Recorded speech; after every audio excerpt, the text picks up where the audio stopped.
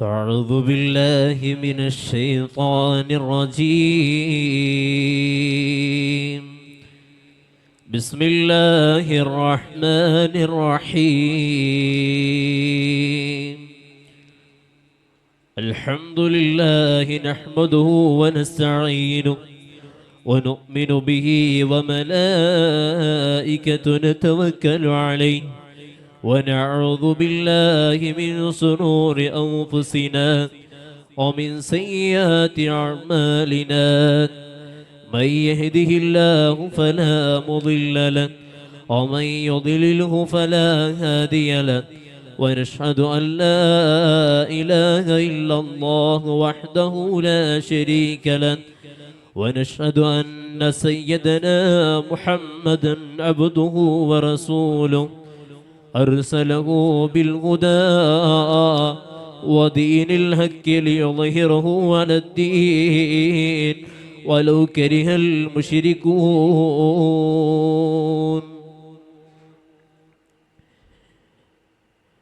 قال الله تعالى: قل إن كنتم تحبون الله فاتبعوني يحببكم الله. المرء من أحببت. قال رسول الله صلى الله عليه وسلم: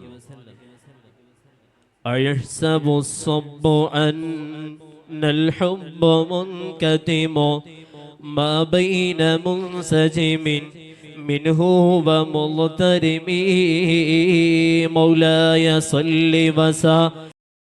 പ്രിയമുള്ളവരെ, ലോകമെമ്പാടും ഹബീബായ മുത്ത് മുഹമ്മദ് മുസ്തഫ സ്വല്ലല്ലാഹു അലൈഹി വസല്ലമ തങ്ങളുടെ മദ്ഹുകൾ പാടിയും പറഞ്ഞും കൊണ്ടിരിക്കുന്ന ഈ ഒരു സുദീർഘമായ ഒരു അവസരത്തിൽ ഹബീബായ സ്വല്ലല്ലാഹു അലൈഹി വസല്ലമ തങ്ങളുടെ ആ 15 നൂറ്റാണ്ടിലേക്കൊരു ചരിത്രയാത്രയാണ്. 1500ാമത് വസന്തം വരുമ്പോ, പ്രിയമുള്ള മുത്തഅലിം സുഹൃത്തുക്കളെ, നമുക്ക് ആ ഹബീബായ മുത്ത് മുഹമ്മദ് മുസ്തഫ സ്വല്ലല്ലാഹു അലൈഹി വസല്ലമ തങ്ങളുടെ ആ മഹബ്ബത്തിനെ കുറിച്ച് നമുക്ക് സംസാരിക്കാം. ഹബീബായ മുത്ത് മുഹമ്മദ് മുസ്തഫ സ്വല്ലല്ലാഹു അലൈഹി വസല്ലമ തങ്ങള് ഈ ലോകത്തേക്ക് പൂജാതനായിട്ടുള്ളത് റഹ്മത്തുല്ലിൽ ആലമീനായിട്ടാണ്. റഹ്മത്തുല്ലിൽ മുസ്ലിമീനല്ല, റഹ്മത്തുല്ലിൽ മുഅ്മിനീനുമല്ല, മറിച്ച് റഹ്മത്തുല്ലിൽ ആലമീനാണ്.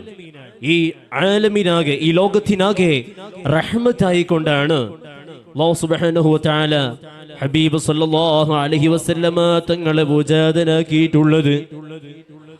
ആ ഹബീബായ മുത്ത് മുഹമ്മദ് മുസ്തഫ സ്വല്ലല്ലാഹു അലൈഹി വസല്ലമ തങ്ങള്, ആ ഹബീബായ തങ്ങളെ പ്രേമിക്കാൻ ഇന്ന് ആർക്കാണോ മടിയുള്ളത്? ഓ പ്രിയമുള്ള എൻ്റെ മുത്തഅലിം സുഹൃത്തുക്കളെ, ഞാനൊരു ചരിത്രം പറഞ്ഞ് അവസാനിപ്പിക്കാം. ബഹുമാനപ്പെട്ട അബൂ ജഅഫറുൽ ഖദ്ദാൻ റളിയല്ലാഹു അൻഹു എന്ന് പറയുന്ന ഒരു മഹാനുണ്ടായിരുന്നു. ബഹുമാനപ്പെട്ടവര് അവിടെ നിന്ന് എല്ലാ വർഷവും ബഹുമാനപ്പെട്ടവർ ഹജ്ജിന് പോകുന്ന വ്യക്തിത്വമാണ്. ബഹുമാനപ്പെട്ടവർ ഒരു ദിവസം വാഹന അപകടത്തിൽ അങ്ങ് പെട്ടുപോകുന്നു. ബഹുമാനപ്പെട്ടവർക്ക് അന്ന് ഹജ്ജിന് പോകാൻ സാധിച്ചില്ല. ബഹുമാനപ്പെട്ടവർ സങ്കടപ്പെടുകയാണ്, വേവലാതിപ്പെടുകയാണ്. അങ്ങനെ ബഹുമാനപ്പെട്ടവര് അതാ അന്ന് ഹജ്ജിന് പോകുന്ന യാത്രാ സംഘത്തിന് കത്തെഴുതി കൊടുക്കുകയാണ്. ഇത് മദീനയിലേക്ക് കൊണ്ടുകൊടുക്കണം. ആ ഹബീബായ മുത്ത് മുഹമ്മദ് മുസ്തഫ സ്വല്ലല്ലാഹു അലൈഹി വസല്ലമ തങ്ങളുടെ ആ സവിധത്തിലേക്ക് അങ്ങ് കൊണ്ടുപോകണമെന്ന് പറഞ്ഞ് യാത്രാ സംഘത്തിന് കത്തെഴുതി കൊടുക്കുമ്പോ, പ്രിയമുള്ള എൻ്റെ മുത്തഅല്ലിമീങ്ങളെ, വഴിയിൽ വെച്ചതാ കത്ത് നഷ്ടപ്പെട്ടു പോകുന്നു. ബഹുമാനപ്പെട്ടവരുടെ ആ യാത്രാ സംഘം വളരെ വിഷമത്തിലാണ്.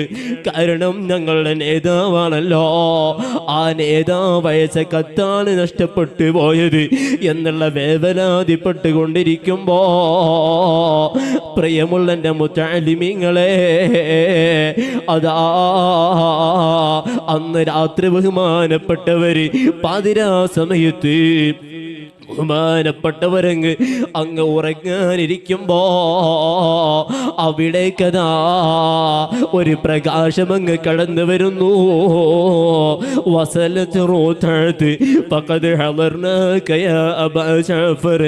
ഓ അബൂ ജഅഫറേ, കത്തി കിട്ടിപ്പോയി, വിവരമറിഞ്ഞുപോയി എന്ന് പറഞ്ഞുകൊണ്ട് അതാ ഒരു പ്രകാശപൂരിതം അങ്ങ് കടന്നു വരുന്നു.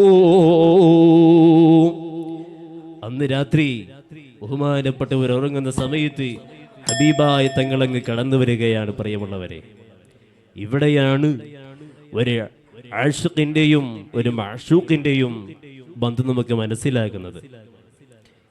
ഞാനൊരു വിഷയം കൂടി പറഞ്ഞ് അവസാനിപ്പിക്കാം. നിങ്ങൾക്കറിയില്ലേ ബഹുമാനപ്പെട്ട അഹ്മദ് റദാഹാൻ ബറൽവി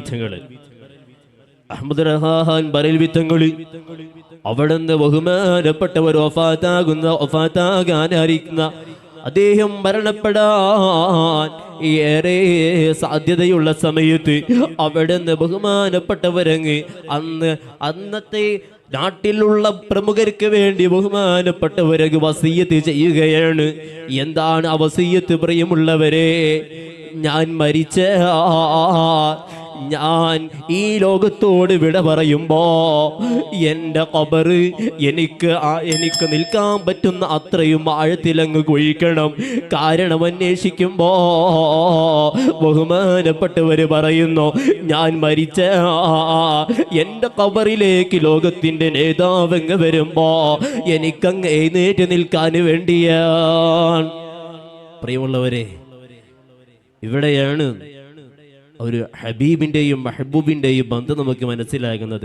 അല്ലാഹു സുബ്ഹാനഹു വ തആല ആ ഹബീബായ തങ്ങളെ പ്രേമിക്കാനും അവരുടെ പാത അനുസരിച്ച് ജീവിക്കാനും തൗഫീഖ് നൽകുമാറാവട്ടെ. വാക്കുകൾക്ക് വിട. നിങ്ങൾക്ക് നന്ദി. വാഖിറു ദഅവാനാ അൽഹംദുലില്ലാഹി റബ്ബിൽ ആലമീൻ. ഉസിക്കും ബിദുആ. അസ്സലാമു അലൈക്കും വറഹ്മത്തുള്ളാഹി തആല വബറകാതുഹു.